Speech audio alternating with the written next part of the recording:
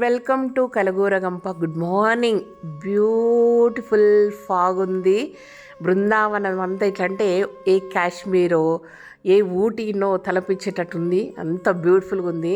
యాక్చువల్గా ఏంటంటే మనము ఎంతో ముచ్చటపడి కట్టుకున్న మన పాకశాల లేదంటే వంట రూము రెడీ అయింది కదా, దానికి ఈరోజు పూజ చేద్దాం అనుకున్నాము.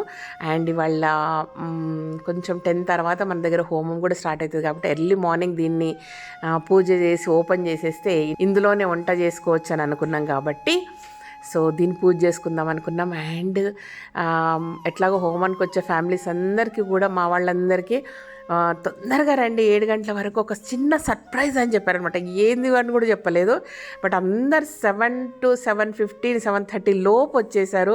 చూడండి, వాళ్ళు రాగానే వావ్ అని ఎంత బ్యూటిఫుల్గా ఉంది. ఎంత చేంజ్ అంటే డ్రాస్టిక్ చేంజ్ అనమాట. అంతకుముందు ఉన్నదానికి ఇప్పటిదానికి తేడా ఎంత అయిపోయిందంటే ఒక స్పేస్ కూడా చాలా పెద్దగా కనబడుతుంది. అమ్మ, మన గార్డెన్ ఇంత పెద్దగానా అనిపించింది. అండ్ మనము అసలు గ్రీన్ హౌస్ ఓపెన్ చేశాక ఫస్ట్ అనిపించింది అట్లా ఓపెన్గా కట్టేసుకుందాం అని అనిపించింది. అది నిజంగా చాలా బాగుండేది. అండ్ మన గార్డెన్ కూడా చాలా పెద్దగా కనపడేది. కానీ కాకపోతే ఏంటంటే మళ్ళీ వంట చేసినవి ఉంటాయి, పిల్లులు తిరుగుతుంటాయి, అండ్ కిచెన్ సామాన్ అంతా పెట్టుకుంటాం కాబట్టి ఇబ్బంది అవుతుందని మంచిగా క్లోజ్ చేయించినాం కదా. అయినా సరే మన గార్డెన్ చాలా బ్యూటిఫుల్గా అనిపించింది అని అందరు కామెంట్ చేసిన. అయినా సరే మన గార్డెన్ చాలా చాలా బ్యూటిఫుల్గా ఉంది. ఇప్పుడు ఏదో సంథింగ్ స్పెషల్, ఇంత సర్ప్రైజ్గా ఉంటుందని అనుకోలేదని చెప్పారు వాళ్ళు. ఇంకేదో శ్రీదేవి ఇంకేం కొని ఉంటుందబ్బా అని, ఏదైనా కారు కొన్నదా, ఇంకేదన్నా కొన్నదా, ఇట్లా వాళ్ళు మా వనిత వాళ్ళందరూ అనుకుంటున్నారంట. బట్ ఎనీవే అందరు వచ్చిండ్రు. వినోద్ వాళ్ళు, వనిత వాళ్ళు, వసు వాళ్ళు అందరు వచ్చేసారు అనమాట. సో సరదాగా చిన్న పూజ ప్రేమతోటి భక్తితోటి చేసుకున్నాం. ఎందుకంటే ఇందులో వండే ప్రతి వంటకం మంచిగా అమృతం కావాలి. అండ్ 10 మందికి ఇక్కడి నుంచి భోజనాలు పెట్టాలి, అది టార్గెట్ ఎప్పుడైనా సరే. ఓకేనా? అసలు మార్నింగ్ ఎంత బాగుంది చూడండి. ఆ టైంలో పూజ అనేది ఇంకా చాలా బాగా అనిపించింది.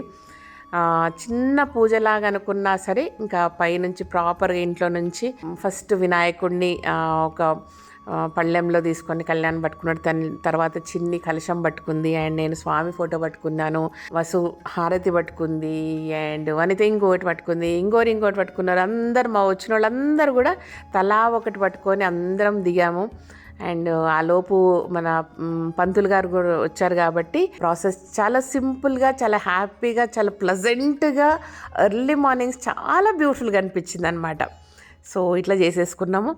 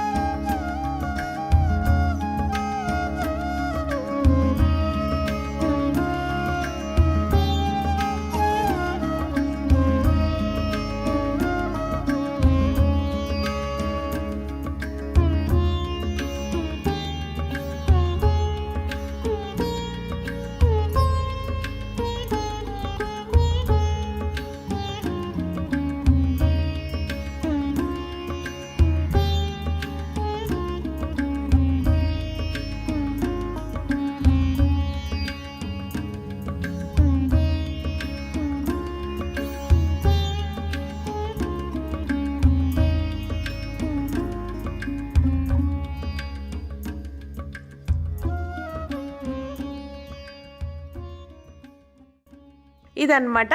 బాగుంది. ఫస్ట్ టైం నేనే మంచిగా స్టవ్కు బొట్లు పెట్టి పూజ చేసి పాలు పొంగిచ్చేసిన అనమాట. మన పాకశాల ఎట్లుంది, పాకశాల అంటున్నాను, మళ్ళీ ముచ్చట మర్చిపోతున్నా.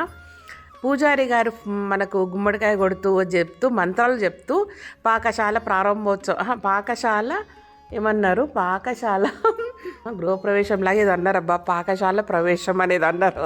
కానీ ఆ పాకశాల అనగానే మనసుకు చాలా హ్యాపీగా అనిపించింది అనమాట. అందుకే మళ్ళీ పాకశాల అంట. భలే తెలుగు మాట్లాడుతున్నావు శ్రీదేవని. ఆ క్రెడిట్ ఏదో నాకు ఇవ్వకండి, మా పూజారికి ఇవ్వచ్చు మీరు. ఇంకా నాకు వేరే పని ఉందనేసి వాళ్ళే ప్రసాదం చేసారు. ఇంకా స్వామికి నేనే తర్వాత ప్రసాదం పెట్టాను. అందులోనే పరమాన్నం వండాము, తిన్నాము, ఎంజాయ్ చేసినాం అనమాట. ఇది విషయం. ఓకేనా? చాలా చాలా హ్యాపీగా అనిపించింది. సో బృందావనంలో జరిగిన ఈ చిన్న చేంజ్ మీకు నచ్చిందా? ఓకేనా? ఇదన్నమాట విషయం. Thank you so much. ఈ వీడియో కనుక నచ్చినట్టయితే సబ్స్క్రైబ్ చేయండి, లైక్ చేయండి, మీరు ఫ్రెండ్స్కి ఫార్వర్డ్ చేయండి. Thank you. అండ్ మన పాకశాలతో మన బృందావనం ఎట్లా మారిపోయింది, మీకు నచ్చిందా లేదా అన్నది మర్చిపోకుండా కామెంట్ చేయండి. ఓకేనా? బాయ్.